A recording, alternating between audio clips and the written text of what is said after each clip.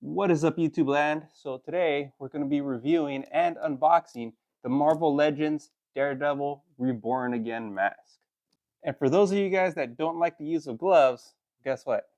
I'm going to be using not just one, but two pairs of gloves just for you guys. All right, so here's the front of the box. You get the mask, the billy clubs, the model on display there, top view, back view, showing you how you can connect the billy clubs together. That's pretty nice. Little demonstration right there in the bottom right corner. Side view there, 3/4 view on the other side. Then you get the D&D logo here at the bottom.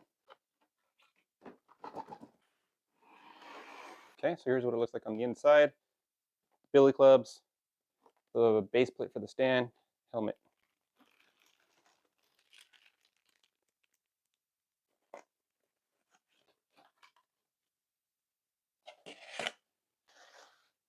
Okay, here's one billy club. Here's the second.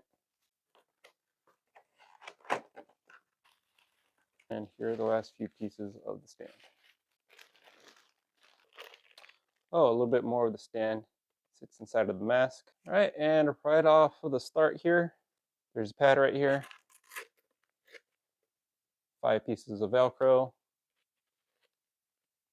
Some cushion for your head. But looking at the inside, see there's the gasket here that goes around for the eyes for comfort, a little bit for the nose bridge there. But there is no molding, no inner detail molding on this mask. I'm always a little disappointed whenever I don't see those details. Okay, and now as far as the outside goes, very nice, bright, reflective red lenses there. It's that red chrome effect. A lot of fine details.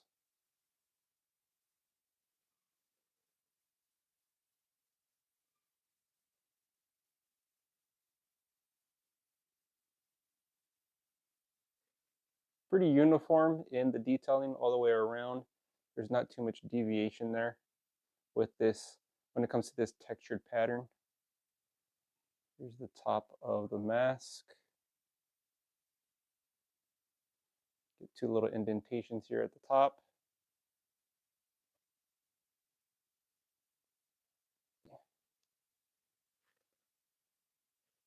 The back part does feel pretty thin. Front part feels a lot sturdier. So most of the flexion comes from the back piece. Now when it comes to this outside layer here, it does feel slightly rubbery, very similar to the Wolverine mask. Not as grippy as a Wolverine mask. This does feel a lot smoother compared to that one. The touch doesn't grip as much as the Wolverine mask, but it's pretty close to it. While making that observation, something I noticed here in the back, you can kind of see a line right here on the inside. This part that goes up on the scalp, that's regular plastic. But this darker chunk down here, it feels a bit rubbery. So I think what they did is that the base is plastic and then they use some kind of rubber to coat the outside, which makes sense why this back piece is so bendy and flexible, because it's not a solid piece of plastic. I think it's just a very firm piece of rubber, which is why it's able to flex so much. So again, the way that they made this mask is the same way that they made the Wolverine mask.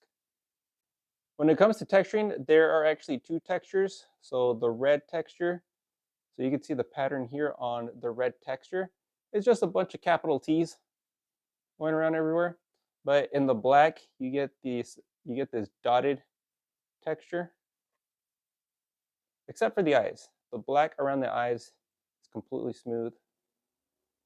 And of course, the horns are smooth as well.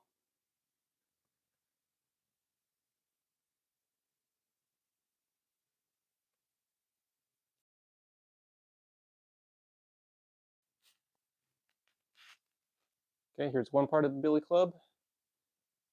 It has the button assuming that's to be able to take it apart. It has a thick knurled texture, similar to that of a weightlifting bar. But again, it's enlarged. It's not as fine as a weightlifting bar. Bottom bit. So that's solid. That isn't twisted at all.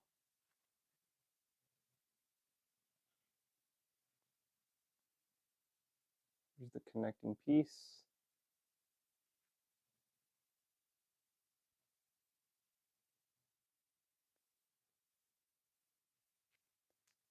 This does not twist. It feels like it twists a little bit, but it doesn't. So it's not one solid piece. I can feel it move a little bit as I try to twist it. Okay, here's the second piece. Of course, the pattern continues. Another button here. This one's solid. This one's firm. This one does not click in whatsoever. See, this top piece here is the coupling where the two billy clubs connect. This does not move either. And you get the same bottom piece here at the end. All right, so I'm going to line up both pieces. And they click in very effortlessly. There was virtually no resistance there. There is, you guys can see that,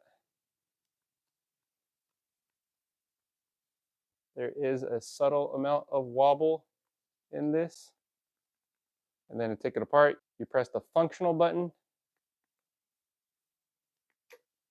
and that comes right apart. So when you press the button, you can see the little pins go in and out slightly, not by a lot. So after you press the button, you kind of have to nudge it around a little bit in order to disconnect it. So this mechanism could be a little bit better, but it looks really good though.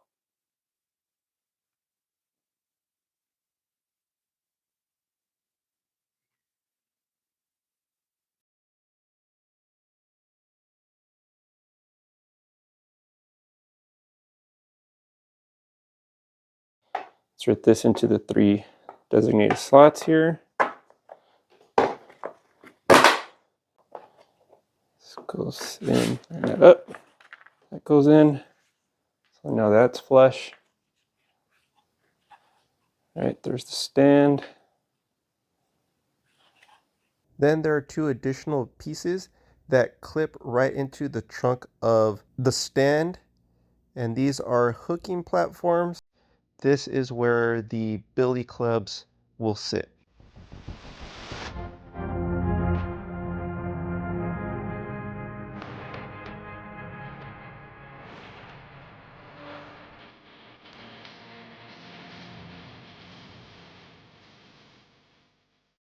All right, so now I'm gonna go ahead and try on the helmet myself. Go.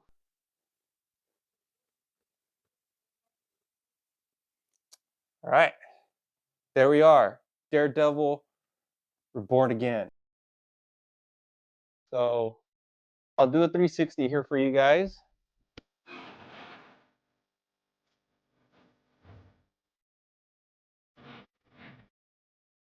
Just for reference, my hat size is a 7 3/8. So this went on pretty easily. You know, the back rubber piece I did feel that move a little bit as I put it on. But let's see here. So the cushion is nice on top. That feels pretty comfortable. The edge of the gasket that goes right here around the eyes and nose, I do feel that edge sitting on the bridge of my nose. So that might cause a little discomfort, maybe over a long period of time, but nothing too bad. The lenses do provide a pink tint to everything. Visibility is pretty good. Everything does have a slight blur to it, but being that it's not a mesh lens, I can see pretty clear, especially compared to the Wolverine or the Spider-Man mask. The lenses do have a slight curvature to it. There is a slight bit of warping, but overall, you can pretty much see just about everything. You won't be able to read things from far away, but you will be able to make out some letters. So if I hold the box, I can read pretty much all the large font, but at arm's length away, I cannot read the fine detail here under the logo, but I am able to read series. So that's pretty good. That's pretty good clarity in my opinion. Even right now in my garage, I can see my car and I can read my license plate without any issues. I guess the best way I can say it is that you can see details. It's just that the details aren't going to be crisp. You're going to see a slight blur around the edges of pretty much anything that you look at. On my head, it does fit pretty loose, so you can see some wobble. If I push this all the way to the side, I can fit my entire, I can fit my fingers here up on the side. So that's probably about maybe half an inch of space that I have here. So in that regard, I would say I probably have about a 1/4 inch gap all the way around my head. So if I were to wear a beanie, that would probably help secure it in place a little bit more. But you mean, even as I turn my head quickly, I do feel a slight wobble, but it stays on pretty straight. So I don't really feel like I have to readjust anything. If I look down,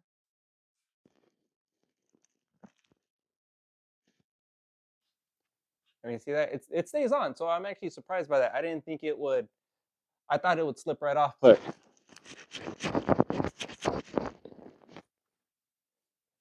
it stays on. Being that I do have the 1/4 inch gap all the way around, I'm not getting too hot. It feels comfortable so far. The gasket is not pressed up against my face, so I doubt I'm gonna have any type of condensation issues. So after wearing this for a little bit, pretty much the only bit of uncomfortability that I have right now is, again, just the bridge of my nose there.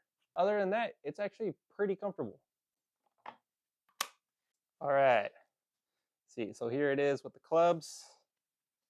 Take those apart. And again, because of visibility, I can see everything super well. You know, when it comes to the billy clubs, they actually have enough weight to it to where you can spin them around pretty comfortably.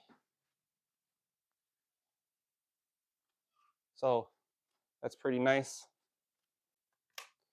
And just clip back on. Pretty good there. And being that it's just a half mask, removal is super easy, very effortless. All right, so there we go. All right, so unfortunately, I wasn't able to find my black Bolocola, but I did find the gray one that I have, so I'm gonna go ahead and put this on. Because what I noticed is that there is a huge gap between ear cutout and my actual ear there. So just to show you guys how wearing this helps mitigate that. But even then, I still feel like there's a huge gap, at least for my head and face shape. I don't feel like this mask fits me too well. And I think part of it has to do with the gasket just being so thick. Now I'm gonna go ahead and take off the cushion, see if that sits a little bit better. So without the cushion, the ear cutout does sit lower, so I do like that. The gasket does make contact with more of my face. I can feel it pressed up against my eyebrows now. So in a situation where I'm making contact around the brows and around the nose, there is a higher degree of the lenses possibly condensating and a little bit slightly more discomfort. So I think removing the cushion helps out a little bit, but I still find it to look a little odd. At least on me it does. Okay, so visibility test. You can see the rosation that I was mentioning. You can see you still have a lot of visibility, and you can read some things to an extent. Part of this is just focusing from the camera, but in general, visibility is pretty solid. All right, so what's my overall impression of this mask? I think the mask is very screen accurate compared to the new Born Again series. I do like the fact that they included these billy clubs.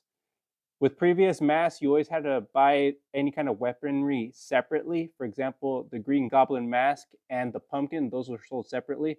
So it is nice that it is included together. Granted, it does jump up the price point. So at the time of this video, I purchased this for $150. So I think the value isn't too bad for the fact that, you know, you get this accessory here. When it comes to the helmet itself, it's cool, but it's nothing crazy. It's nothing to wow over. Obviously, it's heavily textured, so it almost kind of looks like it was designed by Gucci or something like that. I don't know. Do you guys kind of get that vibe?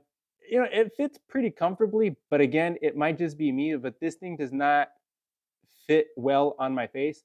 The Wolverine mask, that one fit my face pretty well. This one, not so much. So that is a pretty major drawback because of that reason.